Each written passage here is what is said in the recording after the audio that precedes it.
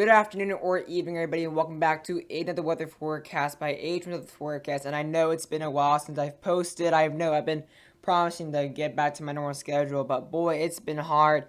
I mean, I've been posting around 5 days, which is actually the longest streak I've not posted in a while here. But I really do apologize for my inconsistency. Yesterday, I could not post because I was in cross country meet all day, and then Wednesday I have practice and I got home late. I'm gonna have practice every single day, and I'm actually going to state, so that means my season will last another week. So I'm probably gonna be inconsistent for like another week or so. But after November 6th, I should be able to be back to my schedule, because then tennis won't start for a while. But in this video, I'll be talking about the potential for a very cold start for the Eastern and Central United States. We're watching out for a very significant cold front coming in from the Canada vicinity, and we are talking about potential for some really, really cold air, potential our first winter air for portions all the way down as far as the deep south here. But before we get into the video, I would recommend you guys subscribe to the channel, smash that like button, as well as that bell icon. But without further ado, let's get in the video. So this cold front's gonna obviously kind of really originate from basically the portions of the northwest, basically into the Sierras, and as well into portions now into the very deep mountains of the crest of British Columbia, and as well into portions there of Alberta. But I mean, it's gonna start getting really cold. I mean, automatically, it's gonna be very small and kind of an epidemic type cold front there across much of the northwest United States and portions of the southwest Canadian region, watching at about 27 degrees below average. That's going to be the coldest based on your average across that vicinity, across the really cold Sierras in Canada.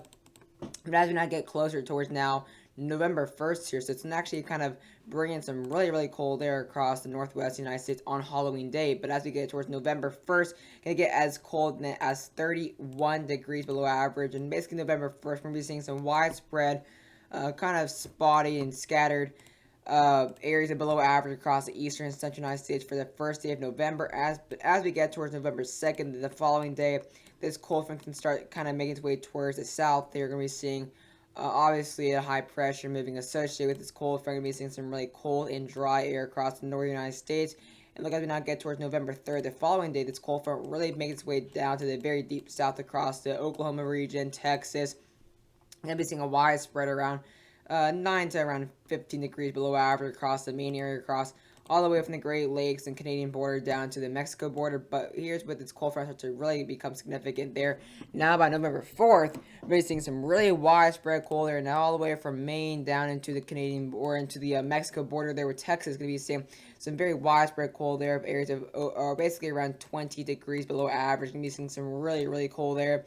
And boy, we're going to starting to really bring out our jackets really soon here. I mean, right now it's a really cold day right now already in Georgia. The high is around 55, we're 53-ish degrees, so it's already getting cold here. But it's going to be a lot colder than what we're experiencing right now, because it's going to be a really long, or I wouldn't say long term, but it's definitely going to be long felt for a few days.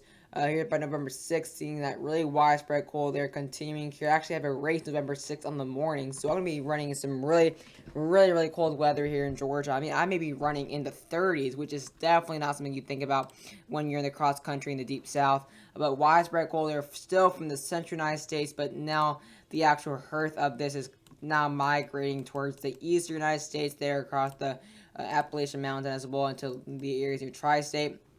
But look at this, now by the 7th, this cold air is now originating, now kind of migrating specifically in the deep southeast. So Kentucky, Missouri, Georgia, North Carolina, West Virginia, you guys are going to get really, really cold air around 22 degrees below average, and then spotted areas around 25 degrees below average across the northeast there. But look at this cold air continue to stay by November 8th, and then by November 9th, this cold air is still going to be present, but it's going to be a lot less significant. And then we start to see a strong, really, really strong high. It's going to bring in some warm and dry weather behind this pattern. So we're going to be seeing a really, really cold start though for the first few days from basically November 2nd, really from basically, I'd say November, maybe 1st, all the way down to November 11th or November 10th. We're going to start seeing some really widespread cold air, but it's going to really, really impact the deep southeast and along the I-95 corridor up and towards New England. Going to be seeing some really, really cold air.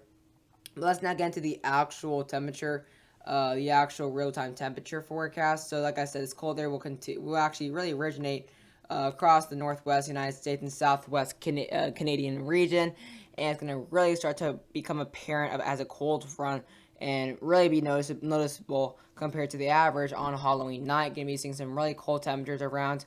Going to be seeing as well as negative 11 degrees all the way into areas near the British Columbia and Alberta border. Going to be seeing some really cold temperatures across the western United States, specifically across the Rockies near Helena, Montana, as well up areas near Kenneth, Idaho. Going to be seeing some really cold there into the high teens and lower 20s.